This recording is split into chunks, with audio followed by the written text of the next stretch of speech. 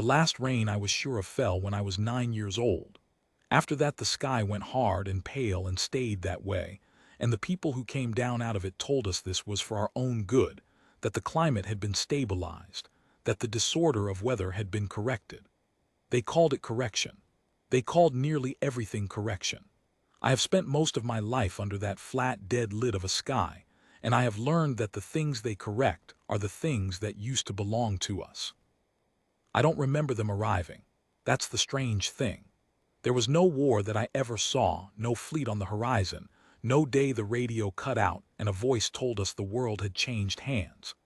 There was just a season when the rain got thin, and then a season when it didn't come at all, and somewhere in there, the pale vehicles started appearing over the towns, and the booths went up, and the word correction came into people's mouths the way weather used to.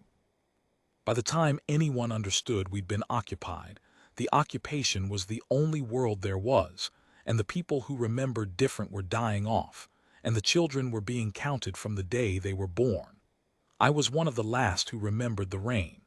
I have come to think that is part of why I could not lie down under it the way the others did. You can make peace with a cage if you were born in it.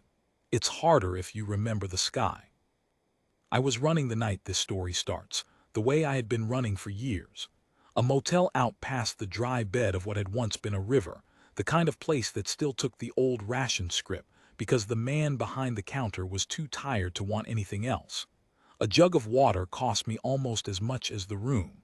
I remember setting it on the dresser and looking at it the way you'd look at something alive because that's what water was by then. Currency. Medicine. The thing you killed for if it came to it. And it came to it more often than I want to say. I had the shakes that night and not from the cold. There is a thing that lives in my blood, and there has always been a thing that lives in my blood, and most of my life I had spent trying to drown it.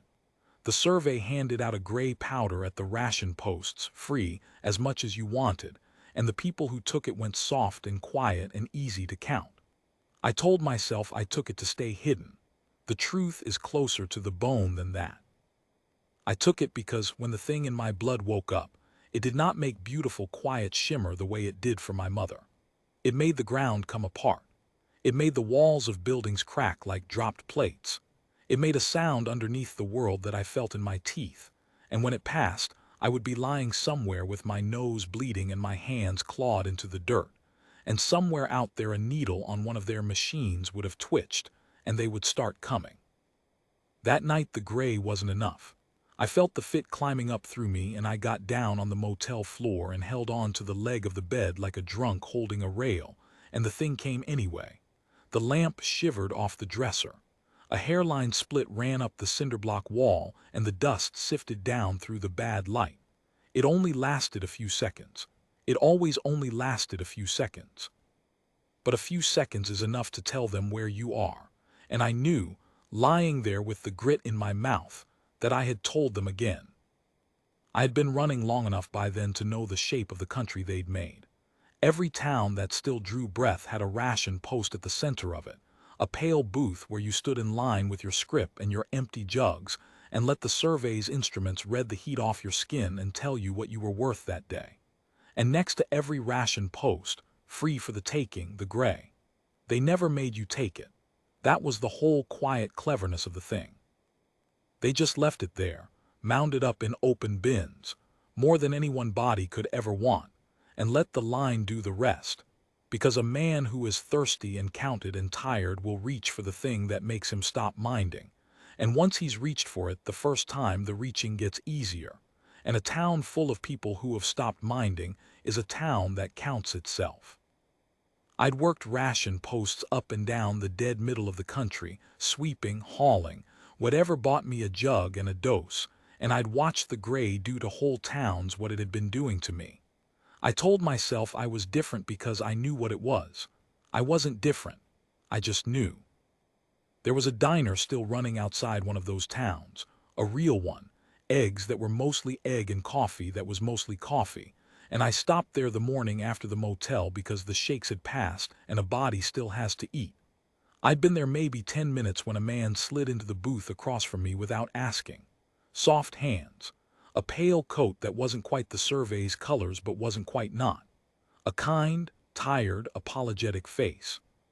He set a cup of coffee down in front of me, the good kind, paid for, and he said my name like he'd been saying it to himself for a long time. Ruth. He told me his name was Bill. He told me he wasn't there to take me anywhere, that he only wanted to talk, that he'd been following the tremors for years and had come to think of me almost as a colleague, a thing he was studying, a problem he wanted to solve for my own good. He had a way of making the cage sound like a kindness. I left the coffee and went out the back and stole a truck within the hour, but I have never forgotten the way he said it. We just want to understand, like understanding was a thing they did to you, like it was a door that only locked from the outside. So I did what I had sworn I would never do. I went home. I want you to understand what home was, because everything that came after grows out of it. My mother's house sat at the end of a road that the maps had forgotten, in the middle of dust that had once been wheat, and the women of my blood had lived in that house and houses like it for longer than anyone had bothered to write down. We were old, older than the survey, older than the correction, older than the country that used to fly its flag over that dirt. There had always been women in my line who could see the colors. That was the only name we had for it. My mother could look at a thing, a stone, a cup, a dead seed, and she could see down past the surface of it to the small bright pieces it was truly made of, and she could take it apart into a slow drift of shining dust that hung in the air like it had forgotten gravity, and then she could put it back. Better sometimes. Whole always. I had it too. I'd had it since I was a girl. But mine had broken somewhere along the way a bone heals crooked if no one sets it, and what should have been the colors came out of me as the fits, as the cracked ground and the bleeding nose and the survey's machines twitching 3 counties over. And there was a third of us in that house, the one I was most afraid to see. My daughter, Leela. I had left her there when she was a baby, left her with my mother and run out into the dead country, and I had told myself every day since that I'd done it to keep her safe. A child is easy to find when her mother makes earthquakes. That was true. It was also the kind of true you say out loud so you don't have to say the rest of it, which is that I was a coward and the thing in my blood terrified me, and I could not stand to be near anyone I might break. I stole a truck 2 towns over and drove the rest of the night with the lights off, navigating by the gray sky glow, and I came up that forgotten road just before dawn. The house was the same, smaller than I remembered, the way everything from before always is. There was a man sitting on the porch with a rifle across his knees and a cigarette burning down between his fingers, and even in the bad light I knew him. Ellis. He'd worn a lawman's star back before there were laws worth keeping, and after, when the badge meant nothing, he'd kept the rifle and kept the road and kept my mother's secret, which was the only thing left worth keeping. He was my father, though we never made much of the word. He watched me come up the steps, and he didn't raise the rifle and he didn't smile. "You brought them with you," he said, not a question. "I always do," I said. He looked out at the dead fields like he could already see the dust the survey's vehicles would raise, and maybe he could. "Then we'd best make it worth the trouble," he said, and he stood, and his knees cracked louder than the rifle ever would, and he opened the door for me, and I went into my mother's house for the first time in 11 years. My mother was in the kitchen. She did not turn around when I came in. She was standing at the counter with a dead marigold in her hand, a brown, brittle thing somebody had pulled from somewhere. And as I watched, the flower came apart. It didn't crumble. It dissolved, went up into a hanging cloud of small, fierce points of color, orange and gold, and a green so deep it was almost black, and they turned slowly in the air in front of her like a galaxy seen from very far away, and then they drew back in, and the marigold was whole again, and more than whole. It was alive. It was the most beautiful thing I had seen in 11 years, and I hated it, because it was the thing I should have been able to do and couldn't. "You came back," she said, still not turning. "I had nowhere else." "That's not why you came back," she said. "You came back because you're dying." I didn't answer her because there was nothing to answer. The gray had been eating me a long time. We both knew it. She set the marigold down in a glass with a swallow of the precious water, an extravagance that would have gotten anyone else shot at a ration post, and she turned around and looked at me, and her face was the same hard, kind face it had always been, and that was when I heard the small voice behind me say, "Are you the one who makes the ground shake?" I turned around, and there was my daughter. She was 11, near 12, all elbows and watchfulness, and she looked at me the way you look at a story you've been told your whole life and never believed was real. I had left her asleep in a crib. I had no right to any of the years between. She didn't run to me. She just stood in the doorway with her arms folded and studied me, and then she held up her hand, and on her palm sat a smooth gray pebble, and the pebble came apart into a tiny slow swirl of color and rebuilt itself, and she did it without effort, without strain, without so much as a flicker behind her eyes. She did at 11 what I had never once done in my whole broken life. She was showing me. She was telling me, in the only language our blood had, who she was, and who I was supposed to be, and how far short I had fallen. "Yeah," I said, my voice came out wrong. "I'm the one who makes the ground shake." "You're not very good at it," she said, and that was the first thing my daughter ever said to me, and God help me, it was true. They came 3 days later. We knew it was coming. Ellis kept the road and my mother kept the sky in her way, watching the pale lit of it the way other people watch a thermometer, and on the third morning she stood on the porch and said one word, "Survey," and went inside to wake Leela. I didn't know what to do with my hands. I had spent my whole life running from the moment the survey caught up, and now there was nowhere to run to, because this was the place I ran to. You have to understand what they were. I am old now and I have had a long time to think about it, and I am still not sure I have the words.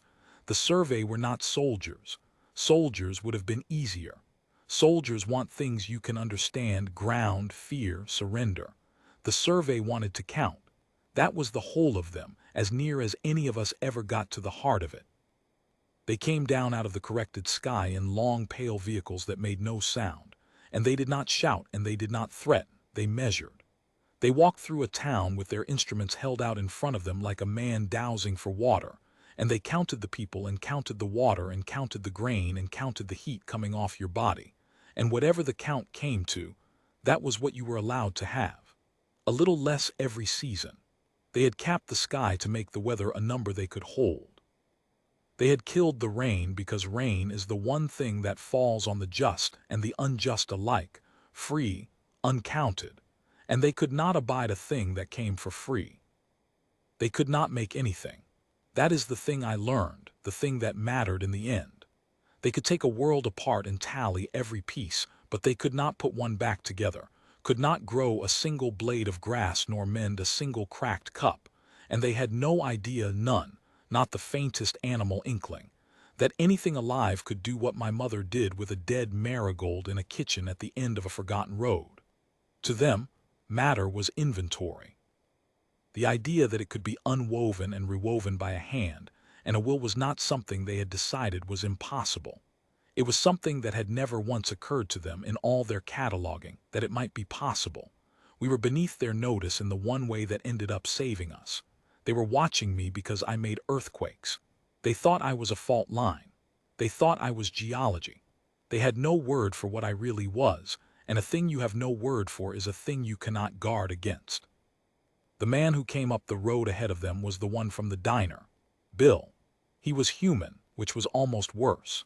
He wore their pale colors and carried their instruments, and he had the soft, apologetic manner of a man who has decided that the count is reasonable, that being measured is only fair, that the people who resist the correction are simply too foolish to see how much kinder a counted life is than a free one.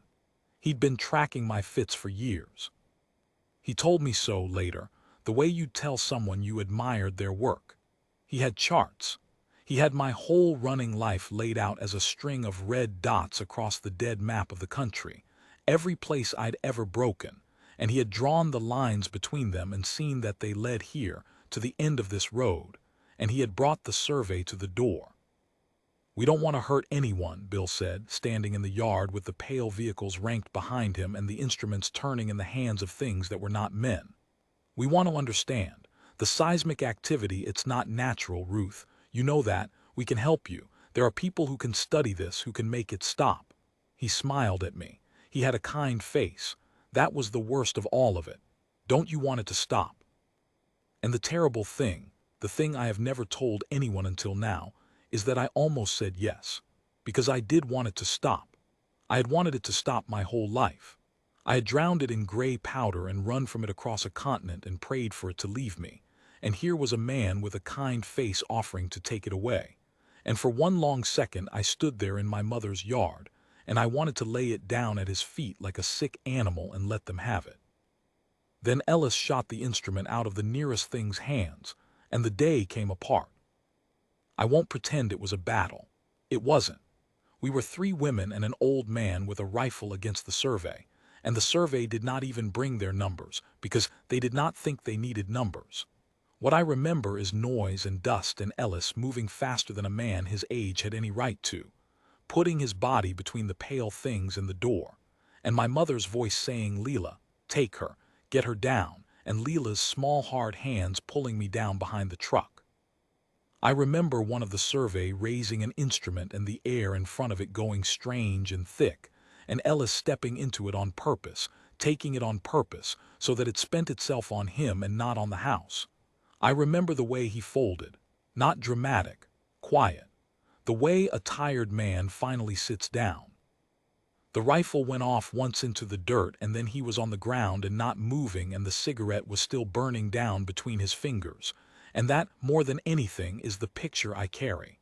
The cigarette still going, the body already gone. They took the count they'd come for and they left. That was their way. They did not finish us. We were not worth finishing. We were a discrepancy in the data and they had logged it, and they would come back when it suited them.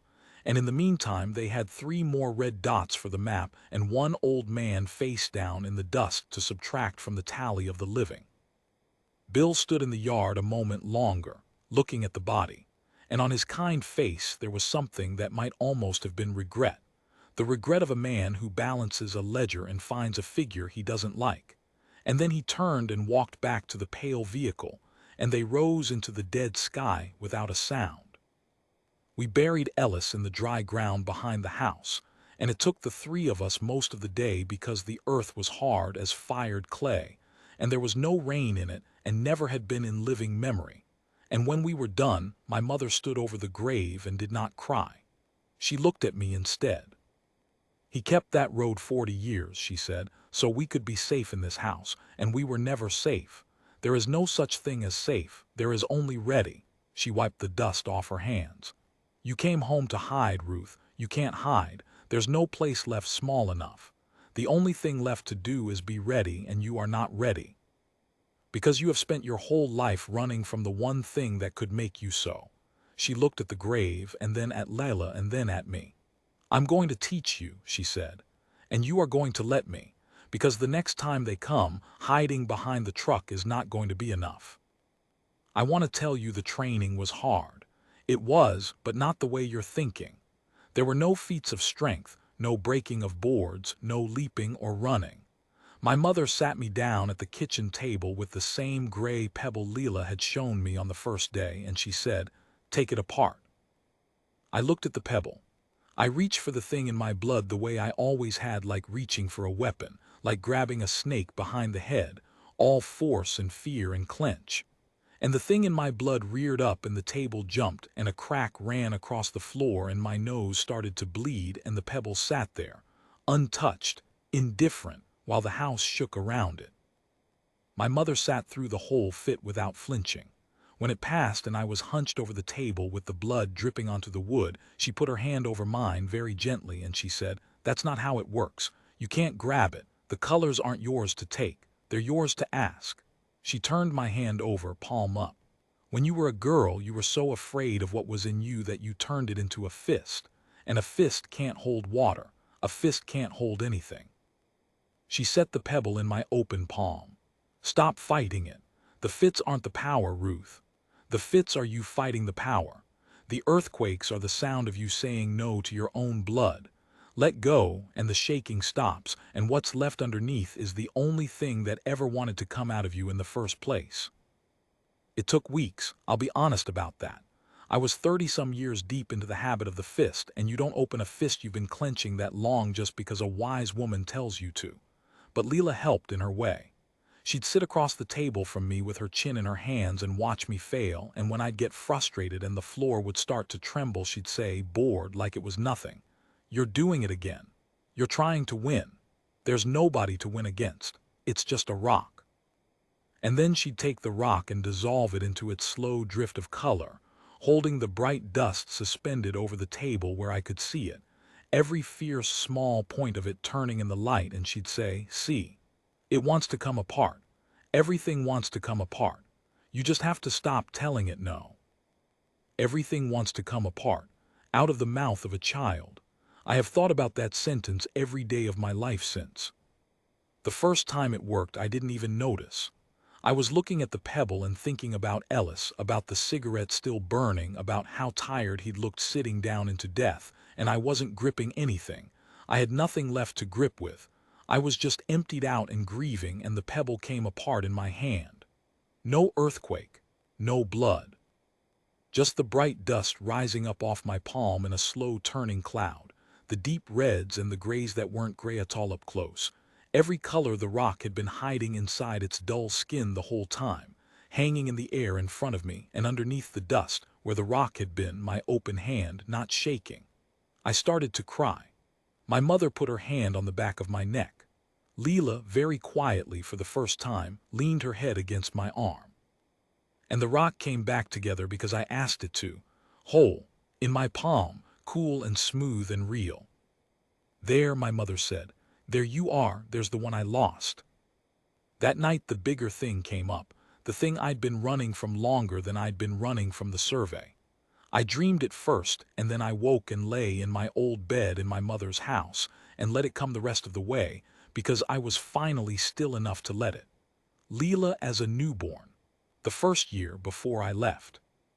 I'd had the fits even then, worse than I ever let anyone see, and one night alone with her, a bad one took me, the ground heaving, the crib rocking, the water I'd set out for her tipping and spreading dark across the floor, and in the blind middle of it I'd reach for her the way you reach in a nightmare. And my hands, my cursed clenched destroying hands, had closed around my own infant daughter while the world came apart, and I had held her down in the spreading water without knowing what I held. The fit using me, the destroyer wearing me like a coat. And then something opened. For 1 second, in the worst moment of my life, the fist came loose. I don't know how. I have spent the rest of my years trying to find that doorway again and never could, not until my mother showed me. But for 1 second that night I stopped fighting, and the thing in my blood stopped being an earthquake and became, just for a breath, what it was always meant to be. I saw my daughter come apart into her colors under my hands, every fierce small point of her, the whole bright impossible weave of a living child, and I was so afraid that I asked her with everything I had to come back, to be whole. And she did. She rebuilt under my hands, pink and screaming and alive, more alive than before, and I sat on that wet floor in the dark holding her and shaking, and I understood 2 things at once that have never left me, that I had nearly unmade my own child, and that the only thing that had saved her was the very power I'd spent my life calling a curse. I ran the next week. I told myself it was to keep her safe from the earthquakes. The truth I never said out loud, the truth I only faced lying in that old bed with the dream still on me, was that I ran because I could not live beside the memory of my own hands holding her under that water, and because the one time the power had ever worked clean for me, it had cost me more terror than I knew a body could hold, and I was too much a coward to go looking for that doorway again. My mother found me crying in the dark, and she did not ask what about. She just sat on the edge of the bed and said, "You saved her. Whatever it is you're carrying, start there. You saved her. The same hands." And after that, when I reached for the colors, I did not reach with the fist. I reached the way I'd reached that night on the wet floor, out of love and not out of fear, and they came easier every day. After that it came faster, the way a thing does once you finally let it. I learned to take apart the small stuff first, the cups and the spoons and the dead seeds, and then bigger, the truck's broken radio that Ellis had never managed to fix, which I unwove and rewove until it played the old songs again, scratchy and far away. And we sat in the kitchen and listened to music for the first time in years, the three of us, the night before the end of everything. I learned what my mother had been trying to tell me, which was that it had never been a weapon. That was the lie the Fitz had told me my whole life, that the thing in my blood was a destroyer, a fault line, a curse. It wasn't. It was a maker. The destruction was only what came out when a maker spends her whole life refusing to make. I had been a closed fist around a thing that only ever wanted to be an open hand. Leela and I found each other in those weeks slowly, the way two people do who have a whole stranger's worth of years to cross.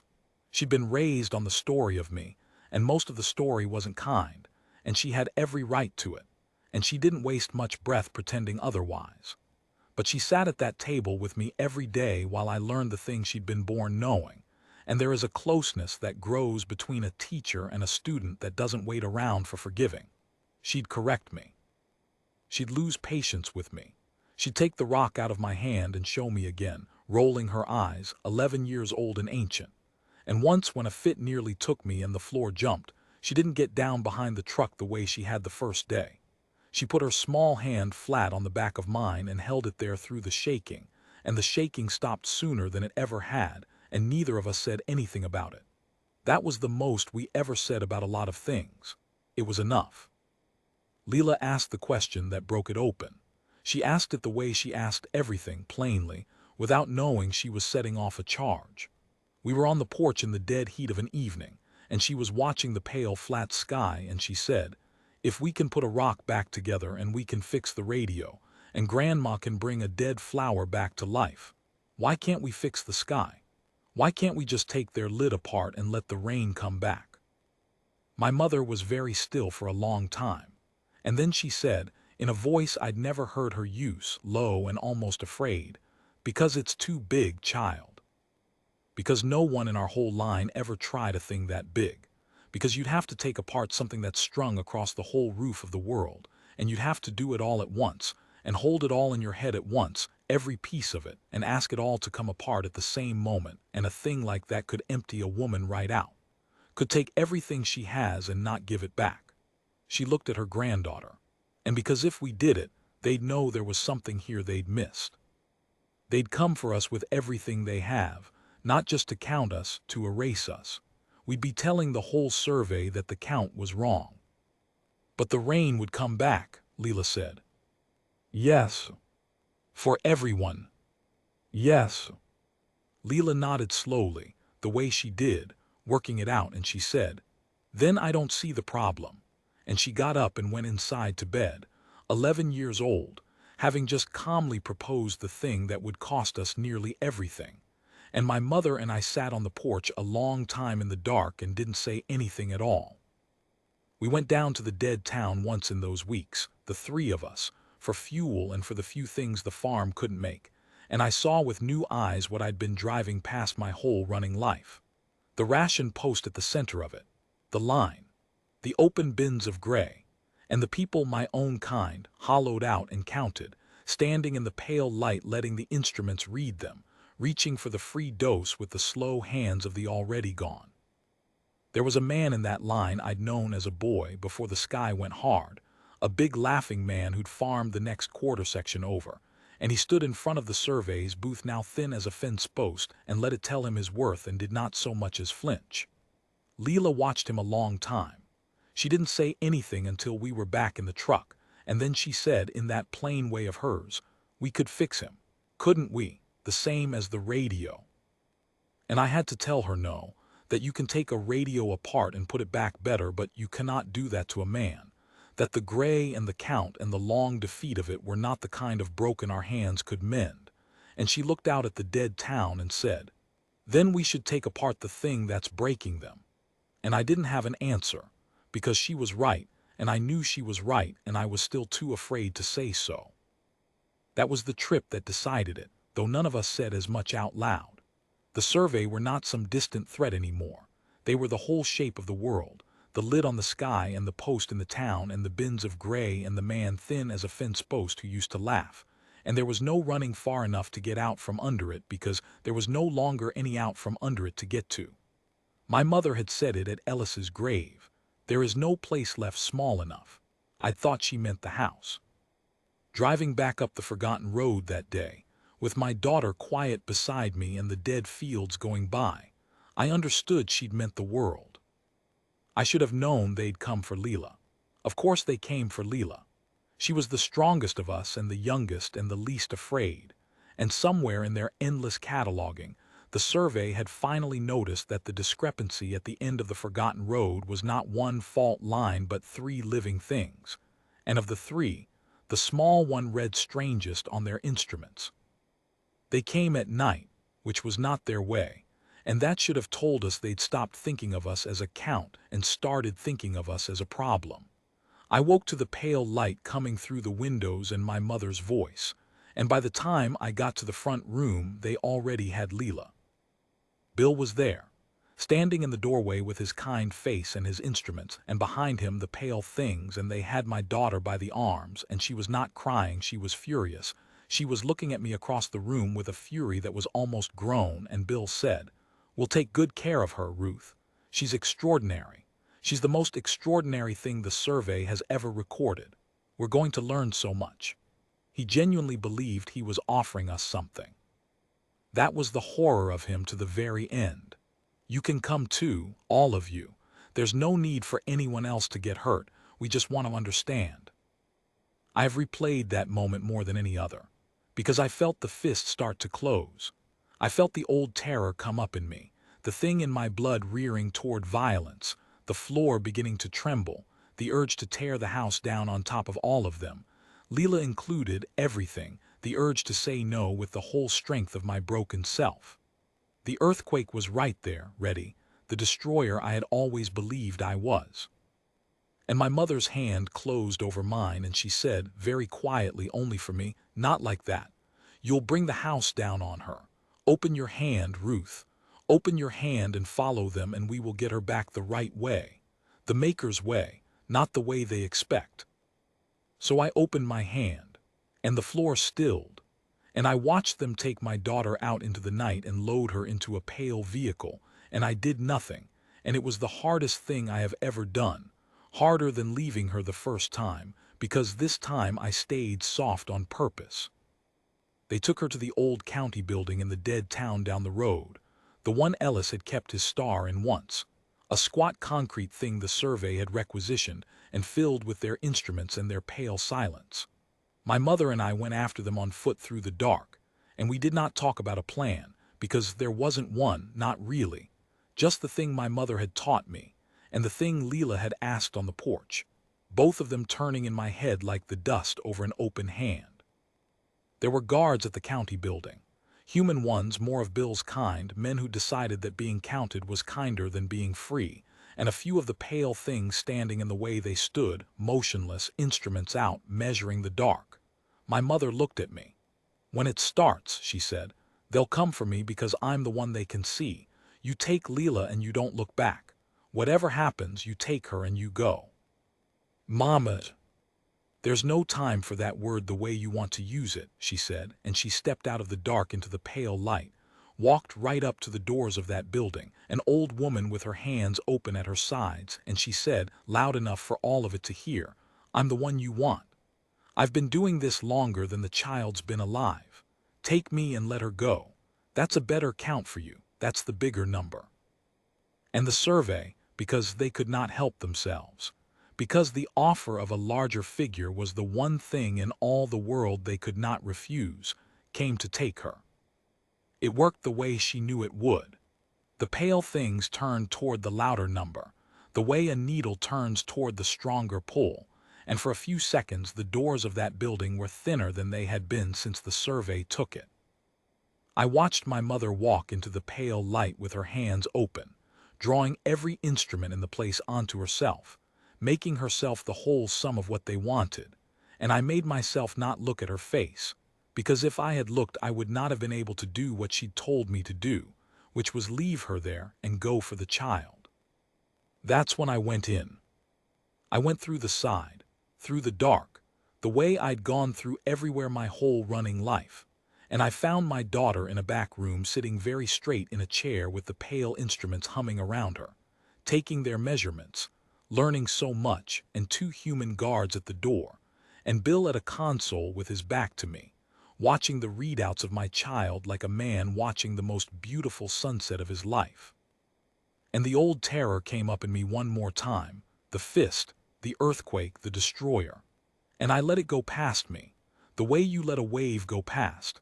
And underneath it was the Maker, calm and open-handed, and I looked at the guards' weapons, those pale survey instruments that could thicken the air and fold a man up like Ellis had been folded, and I asked them to come apart. They did, quietly, beautifully. The weapons in the guards' hands went up into slow drifting clouds of color, every component of them, the metals and the strange survey alloys breaking down into their bright small pieces and hanging in the air, and the guards stood there holding nothing, holding handfuls of shining dust, their faces gone slack with a confusion so total it was almost innocent. They had no word for what was happening. They had no defense against a thing the survey had never once imagined. Bill turned from the console and saw the dust where the weapons had been, and saw me standing in the doorway with my open hand. And for the first time the kind face cracked, and what was under it was not cruelty.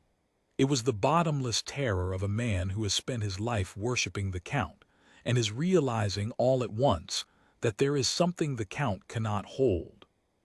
I got Leela up out of the chair. She wasn't hurt.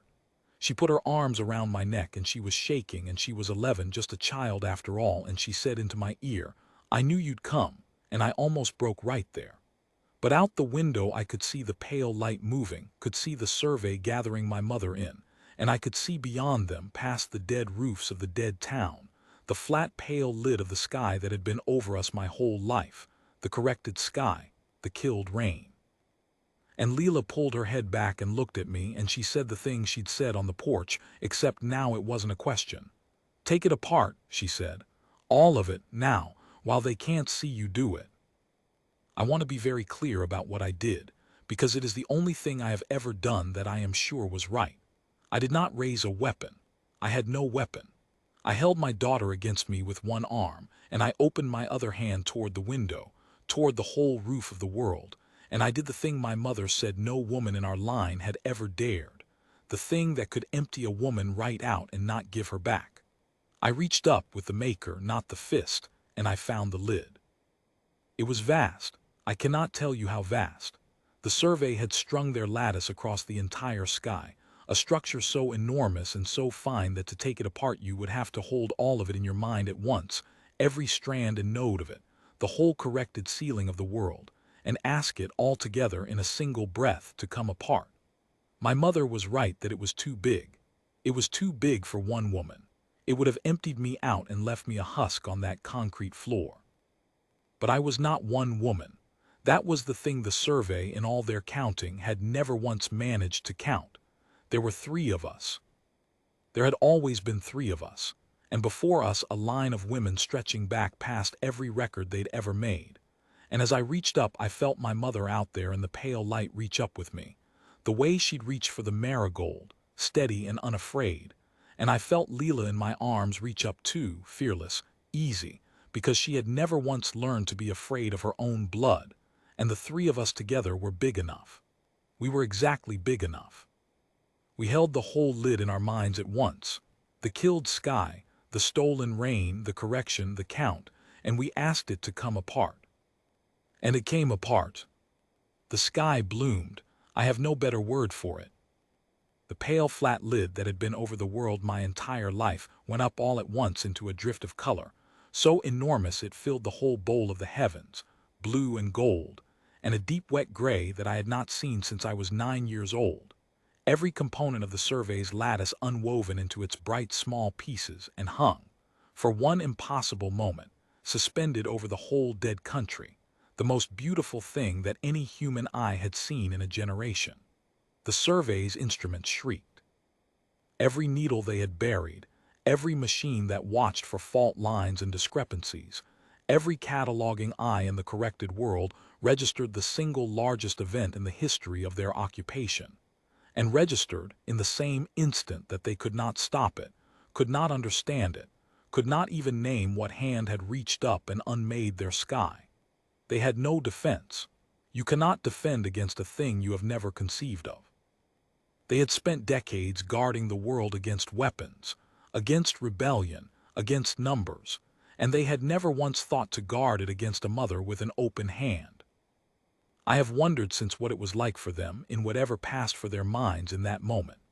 A people whose entire self was the count, who had measured a world down to the heat off a sleeping child's skin, and believed the measuring was the same as the owning, watching the largest number they had ever recorded resolve into an act they had no column for. They could see the sky coming apart. Their instruments were screaming it. But seeing is not the same as understanding, and they could not understand because to understand would have meant conceding that there was a kind of power that did not announce itself as force, that came in soft and open-handed and unmeasurable, the power to make and to mend and to give a thing away for free. That was the one figure that broke their arithmetic. I think it frightened them worse than any weapon could have. A weapon they could have counted. Me, they could not. I did not put the lid back together. That was the choice. The maker's way is to put things back to make them whole, but some things the world is better without. And I asked the survey's lattice to come apart, and I did not ask it to return. I let it stay as dust, drifting, dispersing on a wind that had not blown across that country in 20 years, and where the lid had been there was only sky, raw and open and unmeasured, and the deep wet gray rolling in across it from the west. And it rained. I felt it before I understood it, a sound on the roof of the county building that I did not recognize because I had been a child the last time I heard it, a drumming, a rushing. My mother stood in the pale light, except the pale light was gone now. The survey was reeling, their vehicles rising in confusion into a sky that no longer belonged to them. And she stood in the open with her face turned up, and the rain came down on her and ran in her hair and down the deep lines of her face. And she was laughing, my mother, who never cried and never laughed. She was laughing up into the rain. We did not all come through it. I won't lie to you and say we did. The thing I'd asked of myself, the thing the three of us asked of the sky, took its price the way my mother said it would. When the lid came apart, I felt something in me come apart with it, some thread I cannot name and cannot get back, and I have not been able to take so much as a pebble apart since that night. The maker in me spent itself on the sky and did not return. I gave it all to the rain. I would do it again. I would do it 1,000 times. But I came out of that county building leaning on my daughter, an empty hand at the end of an empty arm, and the thing that had defined me and terrified me and shaped my whole running life was simply gone, given away, fallen on the just and the unjust alike. And my mother. The survey rose into the rain in disorder, but they did not rise empty-handed because my mother had walked up to their doors and offered them the bigger number and they had taken her. And in the chaos of the sky coming apart there was no getting her back. She had known. Of course she had known. She told me on the porch the night Leela asked her question, that doing the big thing meant telling the whole survey the count was wrong, and that they'd come for us with everything, and that someone would pay. She paid. She put herself between the survey and the child the same way Ellis had put himself between the instrument and the house, quiet on purpose, the way a tired soldier sits down into a thing they've decided to do. The last I saw of her, she was standing in the rain with her face turned up and laughing, and then the pale light closed around her and rose, and she was gone into the broken sky. We found her note later back at the house, weighted under the glass with the marigold still alive in it. She'd written it before she ever walked down that road, which means she'd known before any of us, the way she always knew. It didn't say goodbye. She wasn't a goodbye kind of woman. It said there were others. It said the line was wider than the three of us, that there had always been women scattered across the dead country who could see the colors and had spent their lives the way I'd spent mine, hiding, afraid, calling their gift a curse, and that one of them lived in a town called Rome, 3 days' drive north, and that we should go and find her and find the others and stop hiding, and teach the ones who'd been taught to be afraid that the thing in their blood was never a weapon. It was a maker. It always had been. And the world was going to need makers now. With the rain back and the count broken and the survey reeling, the world was going to need every open hand it could find. So that's where we went. Leela and I in the truck Ellis never finished fixing, and I fixed and then unmade myself fixing the sky, but it ran well enough on the songs I'd put back into it, and we drove north toward Rome through a country that was learning, for the first time in a generation, what to do with rain. People stood out in it the way my mother had, faces up, not believing it. The dust was turning back into dirt. The dirt would turn back into wheat. It would take years. It would take longer than I had. But it had started, and we had started it, 3 women and an old man at the end of a forgotten road, against the thing that had counted the whole world and thought it owned it. We weren't the only ones who'd felt it. That's the thing I learned on the road north, that the lid coming apart had been felt everywhere at once, the way you feel a held breath let go even in the next room. In every dead town we passed through, somebody had stepped outside when the rain started and not come back in, just stood there in the open getting soaked. And some of them, here and there, 1 in 1,000, had felt something else stir in their own blood when the sky bloomed. Some old buried thing they'd never had a name for, a great-grandmother's gift skipped down through a line that had forgotten it had won. They didn't know what they were. We did. My mother's note had told us where to start, but the truth was the whole road was full of starts. We'd stop where the truck needed stopping, and there'd be a woman at a ration post with a look in her eye I recognized. The look of someone holding a fist she's afraid to open. And Leela, not me. I had nothing left to show them with. Leela would take a dead thing in her small hands and bring it green and alive in front of the whole line in the rain, where everyone could see, and she'd say, plain as she said everything, "It's not a curse. Nobody ever told you it wasn't a curse." And I'd watch the fist start to open up and down that line slow, the way mine had, and I'd think that this was what my mother gave herself for. Not the rain. The rain was only the beginning of it. She gave herself so that the count would never be whole again. Leela kept her power. I want you to know that because it's the part that matters. She lost nothing that night. She was the youngest and the strongest and the least afraid, and the sky took its price from me and not from her, and so the line goes on. She can still look at a dead seed and ask it to live. I've watched her do it on the side of the road heading north, watched her bring a brown brittle stalk back to green with the rain running down both our faces, and the bright small pieces of it turning in the air between her hands, every color it had been hiding all along. I am old now telling you this. My hand has been empty a long time, and I've made my peace with it mostly, the way you make peace with a war you'd fight again. The survey are still up there somewhere, regrouping, recounting, but they have never come back to the end of that road because they have no word for what happened there, and a thing you cannot name is a thing you cannot hunt. They measured us our whole lives. They counted the water and the grain and the heat coming off our bodies, and they thought they had us to the last decimal. They never once counted the one thing that mattered, the thing that was never on any of their instruments, the open hand at the end of a frightened woman's arm, and the line of women behind her, and the rain. It rained again last night. It rains most nights now. I sat out on a porch a long way from that first one and listened to it come down, and I thought about my mother laughing with her face turned up, and Ellis with the cigarette still burning, and the pale lid of the sky going up into color over a dead country, and I held my old empty hand out into the wet of it, and let it fall on me free, uncounted, the way it's supposed to.